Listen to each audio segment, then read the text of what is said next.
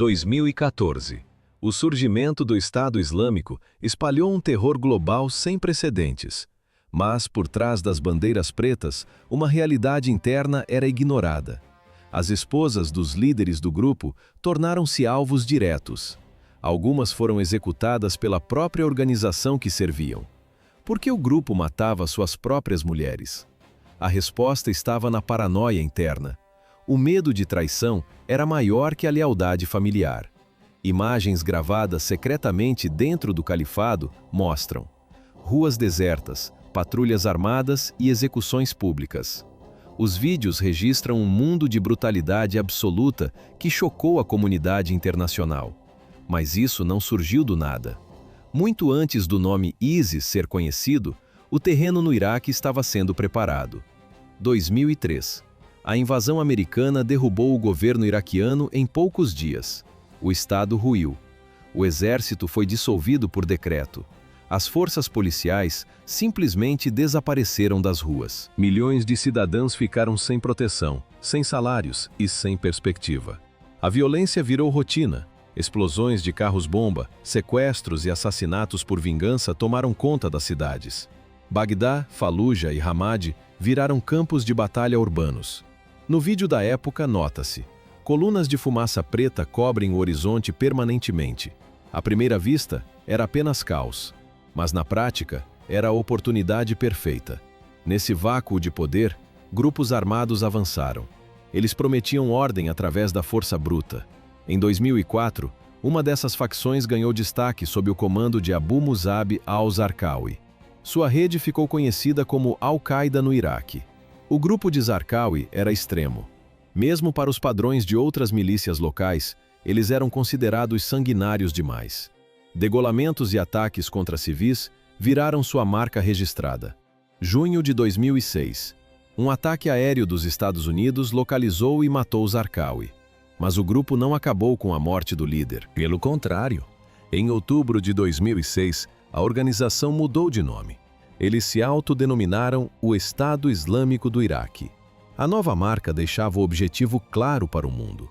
Eles não queriam mais apenas lutar uma insurgência. Eles queriam governar um território. Não havia mais caminho de volta. A guerra de guerrilha estava se transformando em um projeto de nação terrorista. O Tribunal do Medo estava apenas começando. Controle absoluto desde o primeiro dia. Esse era o pilar da organização. Cada combatente vivia sob vigilância constante. A lealdade não era presumida, era testada todos os dias. Famílias inteiras foram arrastadas para dentro do sistema de forma deliberada. Como o grupo via as esposas dos combatentes? Elas não eram indivíduos com vida privada. No sistema da organização, a mulher era apenas uma extensão do marido. O comportamento dela refletia diretamente na honra e na confiabilidade do homem. Um erro pequeno, um comentário impensado ou um gesto de dúvida, qualquer falha trazia punição imediata. O castigo não caía apenas sobre o soldado, mas sobre sua esposa e seus filhos. Esse modelo rígido moldou a estrutura que explodiria em abril de 2010. Foi nesse período que Abu Bakr al-Baghdadi assumiu o comando absoluto. Ele subiu ao poder após a morte dos líderes anteriores em operações militares. Naquela época, o grupo estava fragilizado por incursões e prisões em massa. Bagdadi agiu no silêncio. Ele reconstruiu a rede, evitando qualquer atenção desnecessária. Qual era a prioridade de Bagdadi? A resposta é simples: lealdade total. Para ele, o perigo real não vinha dos exércitos estrangeiros ou de inimigos externos. O verdadeiro inimigo era a traição interna. Por causa dessa paranoia, as punições se tornaram brutais. A confiança desapareceu completamente do dicionário do grupo. Erros irrelevantes agora resultavam em consequências fatais. À primeira vista, uma estrutura militar, mas na prática, um sistema de terror doméstico. Conforme Bagdadi apertava o cerco, o medo ultrapassava as frentes de batalha. O terror entrou nas casas. As esposas dos comandantes tornaram-se alvos preferenciais de espionagem interna. O motivo era estratégico. Elas viviam perto demais de informações sensíveis. Elas sabiam as rotas de fuga, os esconderijos de dinheiro e quem visitava as casas seguras durante a noite. A ordem era clara.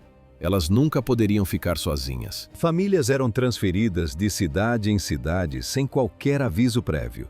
Telefones celulares eram confiscados ou grampeados aleatoriamente. Cartas e mensagens passavam por sensores. Vizinhos recebiam ordens silenciosas para relatar qualquer movimento estranho dentro das residências vizinhas. Na filmagem da época, nota-se: as ruas estão desertas, mas as janelas estão sempre ocupadas. As mulheres deveriam ser invisíveis e silenciosas. Falar com a pessoa errada ou fazer uma pergunta sobre o trabalho do marido era um crime grave. Algumas esposas eram levadas para interrogatório apenas porque seus maridos caíram sob suspeita. Outras levavam a culpa se um combatente falhasse em uma missão ou tentasse desertar. O medo virou a rotina das famílias. Em 2012, o cenário estava pronto para uma expansão ainda mais violenta. As regras ficaram mais rígidas. Sair era quase impossível. As casas tornaram-se espaços monitorados. Guardas, informantes e a suspeita constante acabaram com a privacidade. O que parecia proteção no início transformou-se em armadilha. Muitos só entenderam isso quando já não havia saída. Junho de 2014. Tudo mudou em uma única noite. Combatentes do ISIS invadiram Mossul, a segunda maior cidade do Iraque. O controle total veio em poucos dias. O exército iraquiano entrou em colapso e fugiu. Grandes depósitos de armas foram abandonados. Bancos foram esvaziados. Por que Mossul caiu tão rápido? A cidade parecia protegida por milhares de soldados. Mas a corrupção e o medo entregaram as chaves para os invasores. Em poucos dias, Abu Bakr al-Baghdadi apareceu em Mossul. Ele anunciou a criação de um califado. Não era mais apenas um grupo militante. Agora, eles reivindicavam o status de Estado. Milhões de pessoas passaram a viver sob esse domínio. O território ia do norte do Iraque ao leste da Síria. A cidade de Raqqa, na Síria, foi escolhida como a capital. O poder não trouxe confiança ao ISIS, trouxe paranoia. Os líderes sabiam que governar terras era diferente de se esconder nas sombras.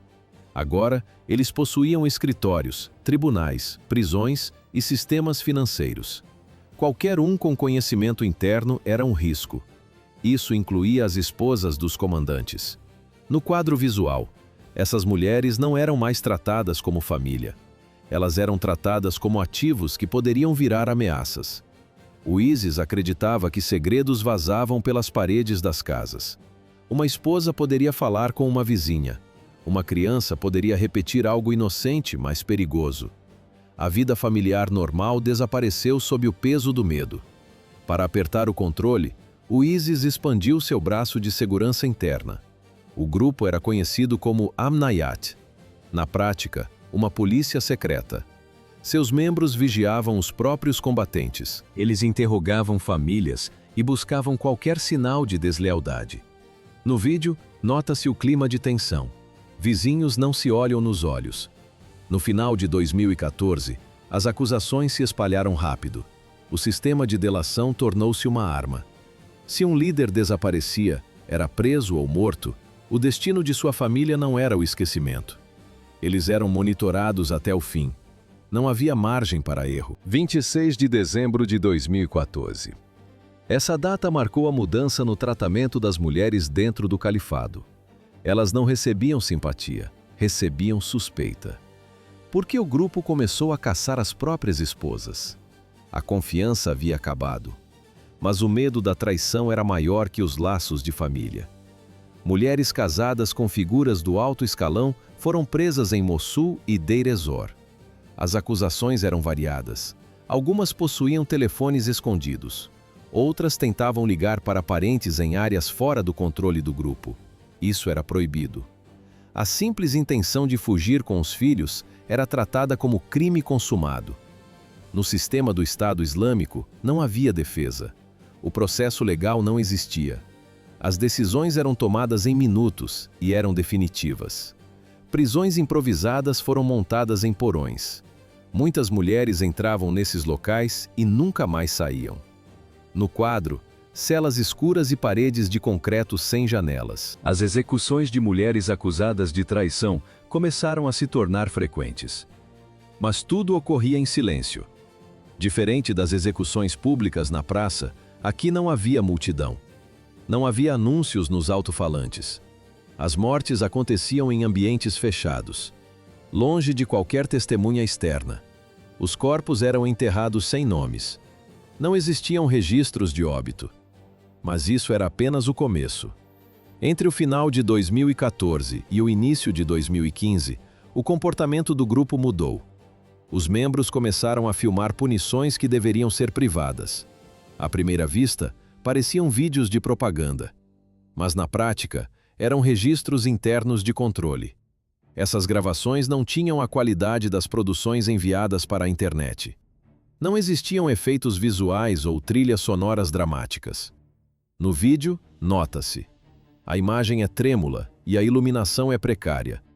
Eram filmagens feitas com celulares básicos em salas vazias ou prédios abandonados. O objetivo era claro: aquilo não servia para assustar o mundo, mas para provar aos líderes que a ordem fora cumprida. Era a burocracia do assassinato gravada em arquivos digitais. Anos depois, o cenário mudou. O grupo perdeu território. As forças de inteligência iraquianas e jornalistas começaram a vasculhar as ruínas. Encontraram centenas de discos rígidos e cartões de memória em esconderijos abandonados. Em muitos desses dispositivos estavam os vídeos nunca vistos pelo público. Ouve-se apenas o som ambiente e as vozes secas dos carrascos. Os arquivos revelaram o que o grupo tentou esconder. A história foi interrompida ali, naqueles pixels de baixa resolução. 2014. Entre o final desse ano e o início de 2015, uma série de arquivos digitais começou a ser analisada minuciosamente por especialistas. As datas e os metadados de localização revelaram um padrão sombrio. Os vídeos mostravam mulheres sendo punidas ou executadas em praça pública. As acusações eram sempre as mesmas: espionagem ou traição contra o califado. Na imagem, nota-se, os rostos estavam cobertos ou filmados apenas por trás. Por que nunca diziam os nomes das vítimas? Havia um motivo estratégico. O ISIS não queria que essas mulheres fossem lembradas. O objetivo era o apagamento total da existência delas. Investigadores confirmaram os fatos mais tarde. Muitas daquelas mulheres eram esposas de comandantes do próprio ISIS. Homens que haviam desertado, sido capturados ou eram suspeitos de vazar informações.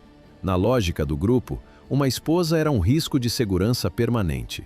Mesmo sem provas de traição, a execução era a regra. Matar a mulher era visto como uma forma de fechar uma ponta solta. Anos depois, esses clipes vazaram para a internet. O resultado foi a confusão total. Vídeos circulavam com legendas falsas. Alguns eram de outros conflitos ou montagens grosseiras. À primeira vista, tudo parecia boato. Mas na prática, analistas técnicos confirmaram a veracidade.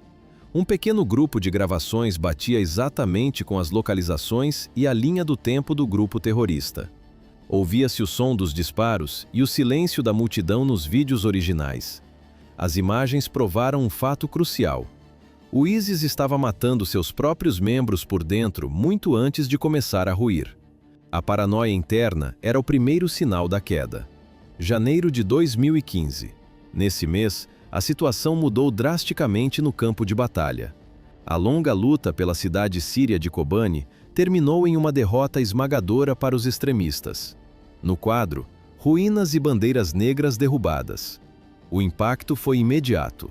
Pela primeira vez, o grupo perdia uma batalha estratégica sob os olhos do mundo inteiro. A invencibilidade tinha acabado. Assim, começou o recuo definitivo. 2015. Os ataques aéreos dos Estados Unidos e de seus aliados se tornaram implacáveis. Em solo, a realidade mudou. Depósitos de armas foram incinerados. Líderes morreram antes mesmo de ouvir os jatos. A comunicação por rádio ou celular virou uma sentença de morte. Por que o califado começou a ruir por dentro? O medo externo gerou paranoia interna. A confiança entre os extremistas simplesmente desapareceu. No quadro, As ruas de Raqqa estão desertas sob o som das turbinas.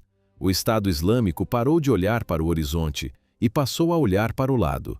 Combatentes estrangeiros, vindos da Europa e do norte da África, começaram a questionar as ordens. Alguns buscavam zonas seguras, outros planejavam a fuga em segredo. A cúpula do grupo entrou em pânico. Comandantes temiam que desertores entregassem rotas de fuga, contas bancárias e esconderijos. A reação foi imediata e violenta. O foco saiu das linhas de frente e se voltou para os próprios alojamentos. A suspeita se tornou a regra. À primeira vista, uma irmandade ideológica, mas na prática, uma rede de espionagem mútua. Reuniões eram monitoradas por informantes. Conversas casuais terminavam em relatórios de traição. Famílias inteiras entraram na mira dos interrogadores. As esposas de comandantes estrangeiros eram o alvo principal. A lógica era simples. Muitas falavam vários idiomas e mantinham laços no exterior. Elas se lembravam da vida normal antes da guerra. Para a liderança do grupo, essas lembranças eram perigosas. Início de 2015. Em Raqqa, várias dessas mulheres foram detidas simultaneamente. Seus maridos eram acusados de planejar deserções ou de perder a fé na causa. Ouve-se o som de portas sendo chutadas. Os soldados levavam as mulheres no meio da noite, muitas vezes na frente dos filhos pequenos. Não existia presunção de inocência. Uma acusação anônima bastava para o cárcere. O Estado Islâmico realizava o que chamava de tribunais internos. No vídeo da propaganda, as salas parecem organizadas, mas a realidade era outra. Não havia advogados. Ninguém apresentava defesa. Funcionários da segurança tomavam decisões em poucos minutos. Uma vez anunciado o veredito, não existia recurso ou apelação. A punição era executada no mesmo dia. Os eventos aceleraram. Testemunhos posteriores de desertores confirmaram o pior. Pelo menos 3 mulheres foram executadas sumariamente naquele período. O crime: saber demais sobre os planos de fuga dos maridos. Seus nomes nunca foram registrados em documentos oficiais. Elas foram apagadas da história do grupo. Assim terminou o expurgo interno. Nenhuma família recebeu notícias. O Estado Islâmico bloqueou qualquer comunicação sobre as mortes. O objetivo era simples: evitar narrativas que gerassem simpatia ou dúvidas internas sobre a causa. O silêncio era uma arma de controle. Por que as viúvas se tornaram um alvo? A resposta é estratégica. Elas não eram apenas esposas, eram detentoras de segredos de alto escalão. Os ataques aéreos da coalizão se intensificaram em 2015. Em toda a Síria e no Iraque, figuras do alto comando do ISIS foram eliminadas. Cada explosão criava um novo problema logístico para o grupo. Viúvas de comandantes agora vagavam pelas bases. Para a liderança, elas eram consideradas assuntos pendentes. No quadro, mulheres vestidas de preto, isoladas em complexos vigiados. Nota-se que elas não carregam pertences, apenas ordens. Uma regra silenciosa foi estabelecida. Viúvas não podiam retornar aos seus países de origem. Elas estavam proibidas de cruzar as fronteiras para fora do território ocupado. O comando decidiu. Essas mulheres seriam redistribuídas. O casamento com outro combatente ou comandante era a regra. Não existia o conceito de consentimento. Era uma ordem direta de transferência, como se fossem equipamentos de guerra. Para muitas, esse foi o ponto de ruptura. O marido estava morto, mas a punição continuava. Recusar o novo casamento era considerado um ato de rebeldia aberta. Na lógica do grupo, a obediência não terminava com o luto. O sofrimento pessoal era proibido. A independência feminina era vista como uma ameaça direta à estrutura do califado. À primeira vista, uma política de amparo, mas na prática, um sistema de cárcere privado. No meio de 2015, um caso específico rompeu o silêncio. Uma viúva, identificada mais tarde apenas como a Cunha, tomou uma decisão fatal. Seu marido, um comandante de alto escalão, foi morto em combate na Síria. A Cunha recebeu a ordem para se casar novamente. Ela disse não. Ela não tentou fugir pelos desertos. Ela permaneceu no local e enfrentou o sistema. Ouve-se o som do rádio comunicador da patrulha. A recusa de Acunha chocou até os membros mais radicais. Não havia margem para erro. No vídeo de segurança da província, percebe-se a movimentação atípica de soldados em direção à sua residência. A punição para a desobediência era inevitável.